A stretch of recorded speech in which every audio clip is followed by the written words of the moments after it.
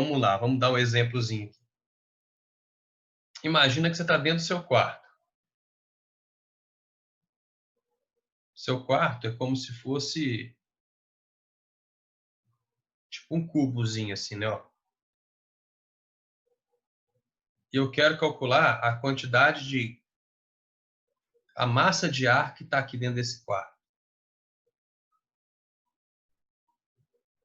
Você está assistindo a minha aula e você quer calcular a quantidade de ar que tem aqui dentro desse quarto. Bom, vou pegar o meu aqui, que eu estou aqui no meu quarto, vou chutar alguns valores, tá? Isso aqui deve ser igual para todo mundo. A altura do pé direito, né, que é do chão até o teto das coisas no Brasil, são uns 3 metros mais ou menos. Meu quarto tem mais ou menos uns 3 metros de largura também.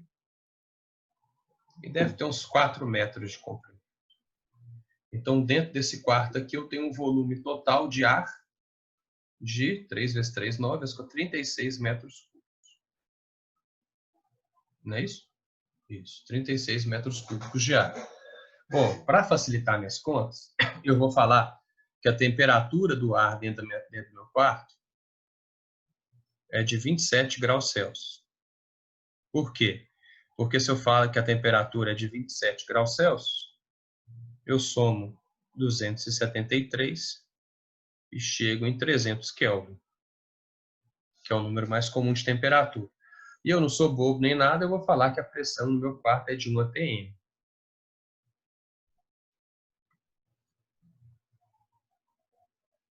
Aí eu tenho um probleminha, porque se a pressão está em atm e o volume está em metro cúbico, está errado. Então eu tenho que pegar esses metros cúbicos e transformar em litros.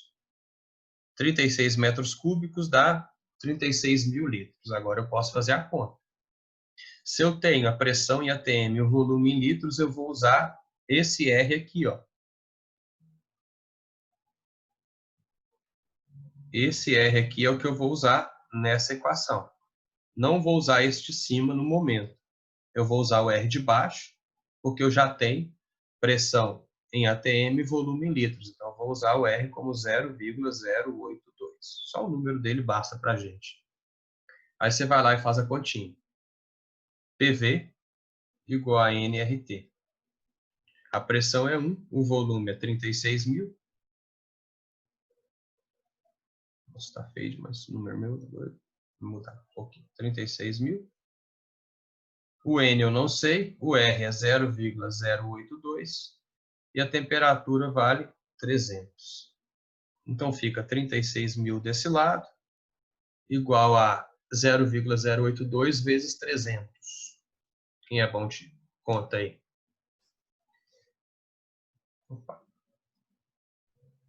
3 vezes 2, 6. 3 vezes 8, 24. Tem 2 zeros aqui, mas tem 3 casas aqui, ó. Então, dá 24,6 vezes N. Então, fica 36 mil sobre 24,6 é igual a N. Essa eu vou usar a calculadora do Windows. 36 mil dividido por 24,6. Então, dentro do meu quarto aqui, existe aproximadamente, a gente colocou só valores meio estranhos, né? De 1.463 mols, aproximadamente 1.463 mols de ar. Nesse meu quarto. Quarto Abud. Certo? Se eu quisesse a massa de ar nesse meu quarto, o que eu faria? Helena? Usaria densidade? Pode ser, mas você sabe a densidade do ar? Uma informação mais simples é que o ar, ele é aproximadamente o quê? Ele é aproximadamente N2, não é?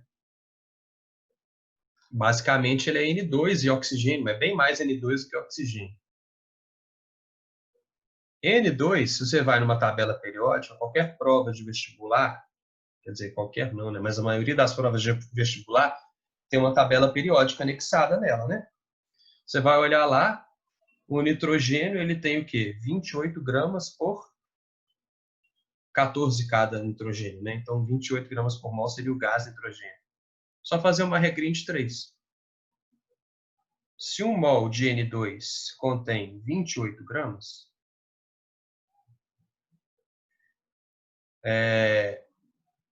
1.463 mols vão ter quantos gramas? Quantos gramas? X é igual a 28 vezes 1.463. Vou fazer na calculadora. Aproximadamente 41 mil gramas. Ou 41 quilogramas de ar aqui nesse meu quarto no momento. Bacana, né? Então, sabe, esse exemplo aqui é uma adaptação, né, de uma questão do ITA. Uma questão aberta da prova do ITA. Ela falava basicamente isso aqui, ó. Estime a massa de ar na sala em que você faz prova.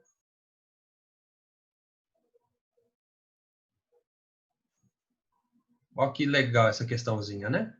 Só isso que era o comando da questão. Você tinha que estimar, então você faz um desenhozinho, coloca as dimensões da sua sala, coloca a temperatura, a pressão, faz uma conta para achar os números de mols na sala que você está fazendo prova. E a partir do número de mols, você calcula, fazendo uma regrinha de 3, a quantidade de massa presente na sala de aula que você estava fazendo prova lá do. Tranquilo? Muita conta, né? Mas dá para fazer, não dá? Essa é de boa, eu achei muito boa. Ah, ela é mais antiga. Ela estava numa apostila uma vez, de um cursinho que eu dava aula, e o pessoal estava reclamando que estava faltando dado. Mas não, porque quando se vê essa palavra em estime, cabe a você dar valores usando o bom senso, tá? Esse comando, estimar, significa que você vai ter que chutar valores, dar valores, só que esses valores não podem sair da realidade. Você não pode colocar aqui uma temperatura de 100 e tantos graus Celsius, porque senão você estaria morto na hora de fazer a prova. Uma pressão muito baixa e coisas desse tipo, uma sala muito grande. Tá? Mas estimando vai dar basicamente sempre a mesma ordem de grandeza das respostas. Ok? Então, isso é um exemplo para a gente trabalhar com a equação de PV igual a nRT. Agora, raramente isso vai aparecer. Você trabalhar só com PV igual a nRT. O que aparece, na maioria das vezes? As transformações gasosas.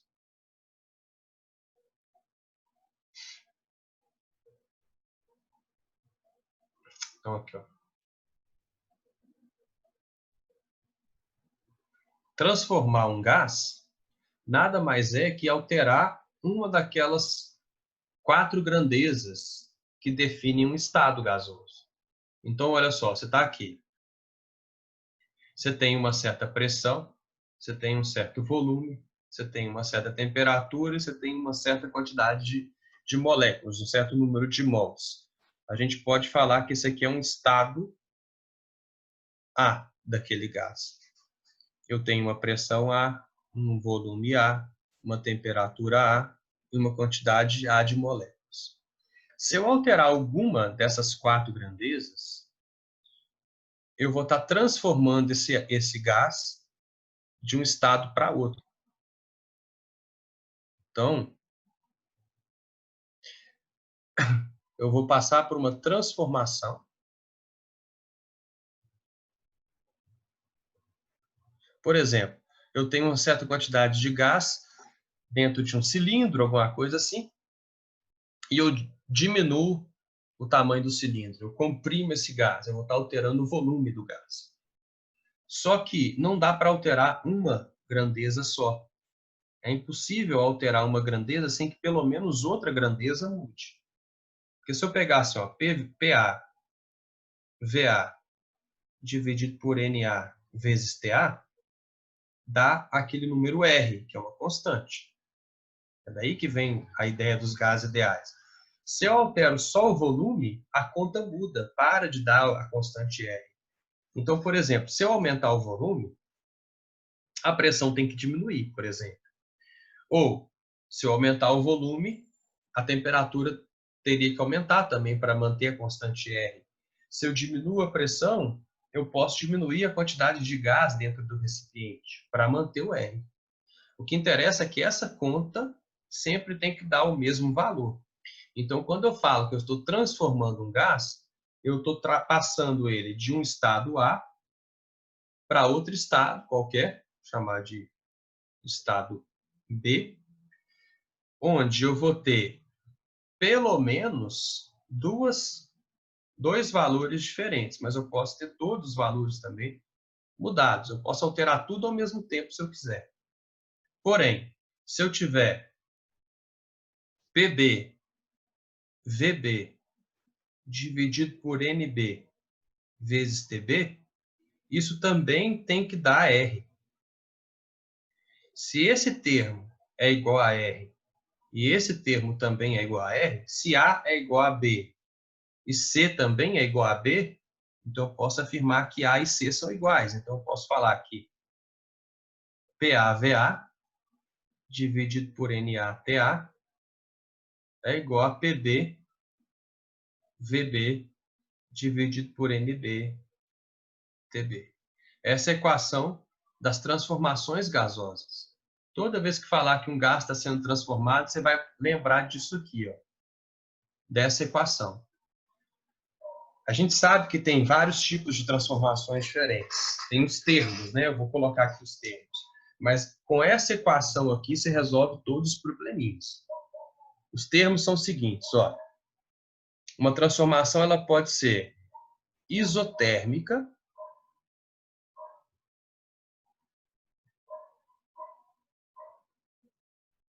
significa que nessa transformação a temperatura é constante, CTE é constante, tá, gente?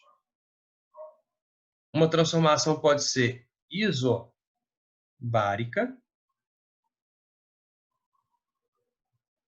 significa que a pressão é constante. Uma transformação pode ser isocórica, ou, deixa eu até escrever mais em cima aqui. Uma transformação pode ser isocórica, isométrica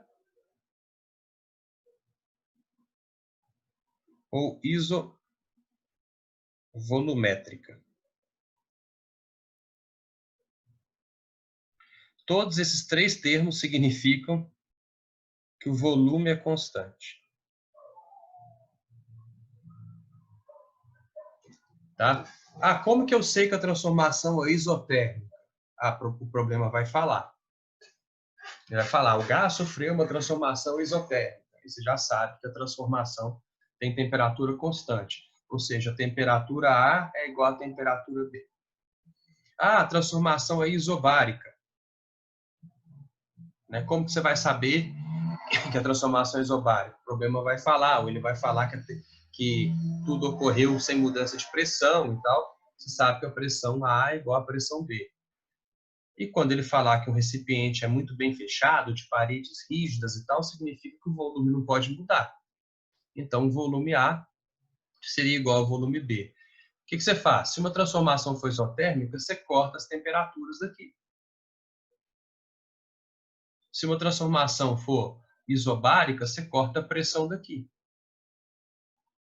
Se uma transformação for isocórica, você corta a pressão daqui. Ah, mas e o número de mols? Como é que eu sei? Geralmente, o número de mols não muda, mas como que você sabe? Vai falar que o recipiente é muito bem fechado. Se ele é muito bem fechado, significa que não pode nem entrar nem sair gás. Então, você tira o número de mols dali. Né? Ah, se falar que a quantidade, um balão é muito bem fechado, a quantidade de ar que está lá não muda, nem aumenta, nem diminui, você já sabe que você pode cortar o número de mols dessa equação também. Tranquilo? Vou dar alguns exemplos para vocês. Imagina que você está aqui, ó. Você está no seu carrinho.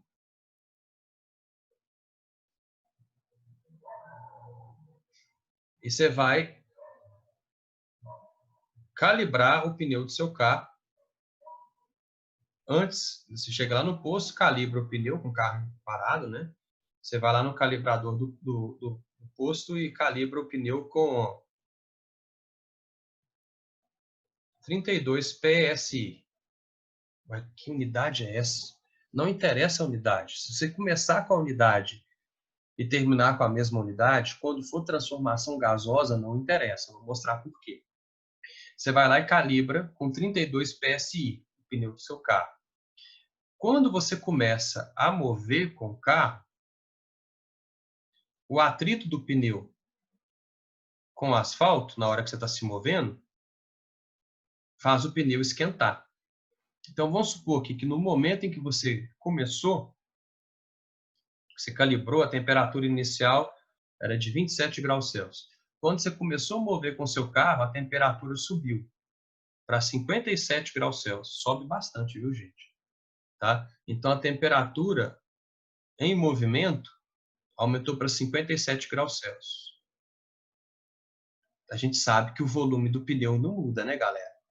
O volume do pneu do carro, o pneu é um objeto duro. Ele pode esquentar o ar lá dentro, que ele não vai aumentar de tamanho. Então, isso aqui é um exemplo de uma transformação isocórica, porque o volume do pneu não vai mudar. Então, eu sei que a pressão no estado inicial, no estado A, era de 32 PSI. Isso aqui é per square inch, polegada, libra por polegada quadrada, tá? Então, é uma unidade que não se usa mais, a não ser para calibrar pneu. Tá? A equivalência dela, quer ver? Eu vou pesquisar agora.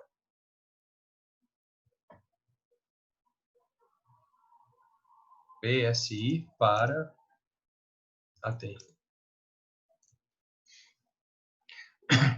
1 PSI equivale a 0,07 ATMs, mais ou menos. Tá? Então, isso aqui, ó, seria mais ou menos os 2 ATMs, no máximo, dentro do pneu do carro. A temperatura inicial é de 27 graus Celsius. Eu não posso usar Celsius. Nunca, em nenhum lugar. Pressão, você pode começar e terminar com qualquer unidade. Volume também e tal. Mas temperatura, não. Temperatura, você vai sempre trabalhar em Kelvin. Ah, é lógico, né? Eu esqueci de falar. É uma transformação isocórica, mas o ideal de um pneu é que ele não vaze, né? Então, o número de mols no início é igual ao número de mols no final, né? Porque a gente não quer que um pneu tenha vazamento. A pressão final eu não sei.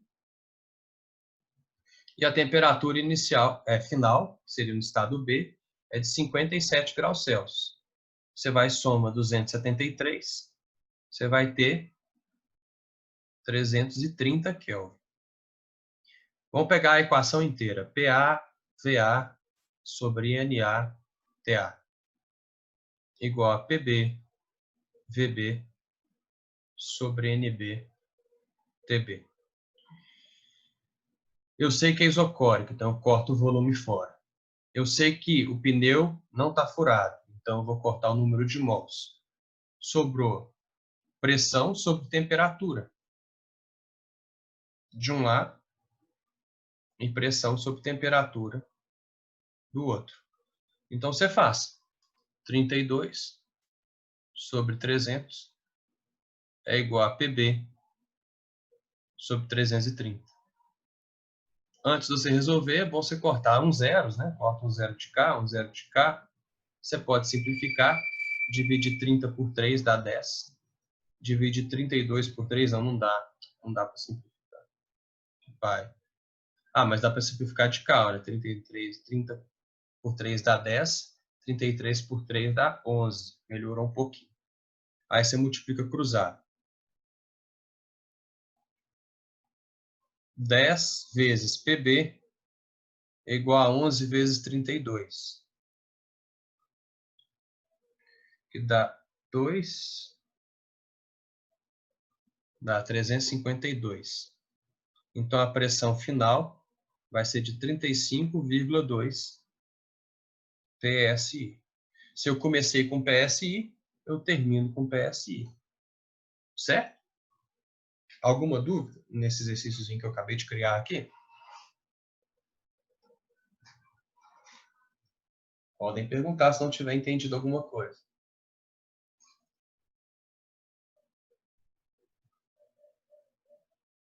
Não?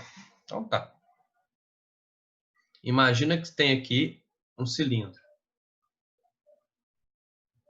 E esse cilindro é dotado de um êmbolo. E esse êmbolo ele é móvel. Os exercícios adoram falar, é um êmbolo móvel que se desloca sem atrito. Êmbolo de uma seringa, tá? E aqui dentro está cheio de partículas de um certo gás.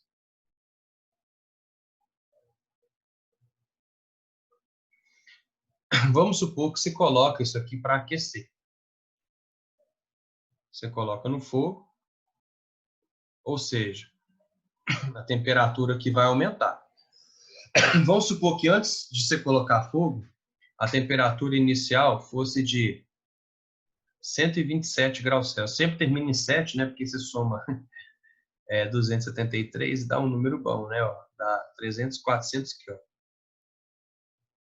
Certo? Ao aquecer, o volume começa a aumentar, porque as moléculas ficam mais agitadas e o gás começa a jogar esse êmbolo para cima. Vamos supor que esse êmbolo termina aqui em cima. Tá? Ele termina aqui. Então, ele sobe daqui até aqui. Existe uma certa variação de volume. Vamos supor que o volume inicial desse gás fosse de 2 litros. Depois que eu aqueço, esse gás, vamos supor que ele passa de 127 graus Celsius para 427 graus Celsius. Aí eu vou somar 273. E isso vai dar 700 Kelvin. Certo? Então, ó, eu sei que a temperatura inicial era de 127 Celsius. Eu somo 273, chego em 400. Sei que a temperatura final foi para 427 e o volume vai aumentar. Mas eu quero saber o quanto que ele aumenta. Toda vez que falar nesse tal de êmbolo móvel,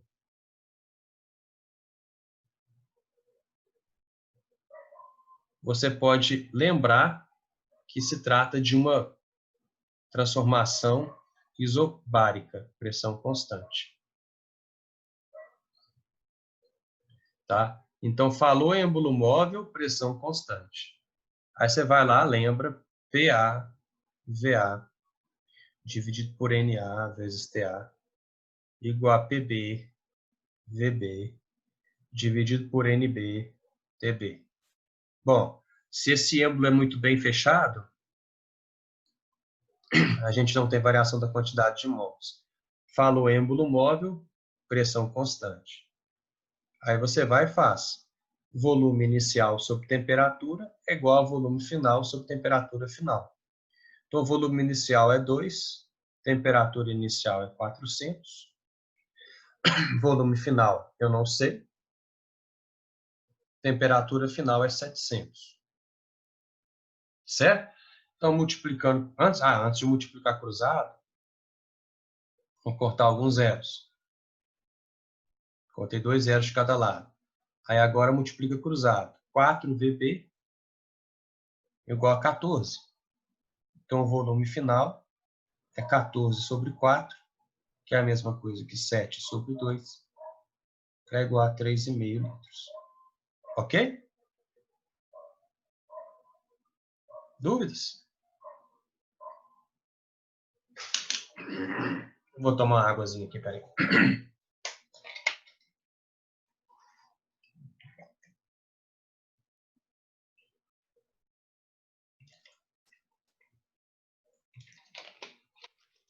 Sem dúvidas?